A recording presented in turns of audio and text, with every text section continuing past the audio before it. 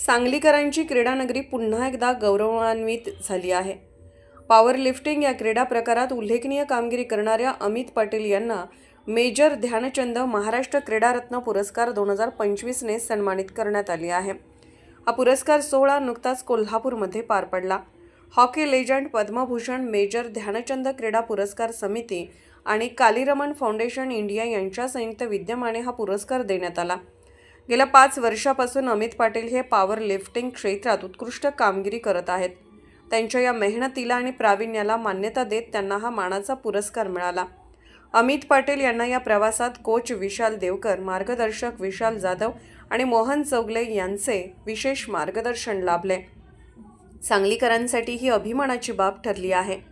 अमित पाटील यांचे आनंद बोल, मला मेजर ध्यानचंद महाराष्ट्र क्रीडारत्न पुरस्कार मिळाल्याचा खूप आनंद आणि अभिमान वाटतो।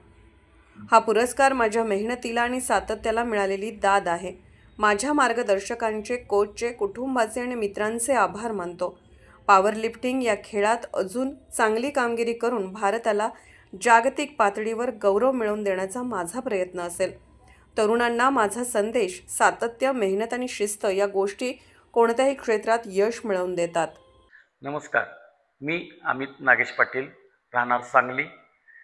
मी गेली 15 वर्ष व्यायाम करत होतो।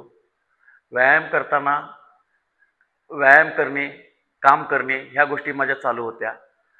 साधारण करोना काळामध्ये गेली 5-7 वर्षापूर्वी मी पॉवर लिफ्टिंग ह्या क्षेत्रामध्ये पाऊल टाकले। त्यानंतर पॉवर लिफ्टिंगमध्ये पहिले मुंबईमध्ये माझी स्टेट लेवलची स्पर्धा झाली। त्यामध्ये पहिलं मला मेडल मिळालं।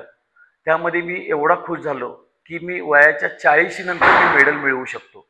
ह्या समाधानानंतर मी त्याच्यामध्ये व्यायाम म्हणजे स्पर्धेमध्ये उतरत राहिलो।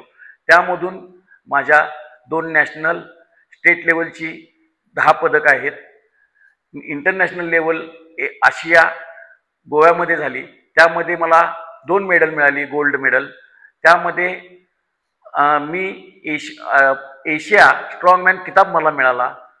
त्यामध्ये ह्या सर्व गोष्टीचं गांभीर्य लक्षात घेऊन मला मेजर ध्यानचंद पुरस्कार जाहीर झाला। तो पुरस्कार 29/8/25 रोजी कोल्हापूर येथे मला तो पुरस्कार सर्वांच्या समक्ष प्रदान करण्यात आला।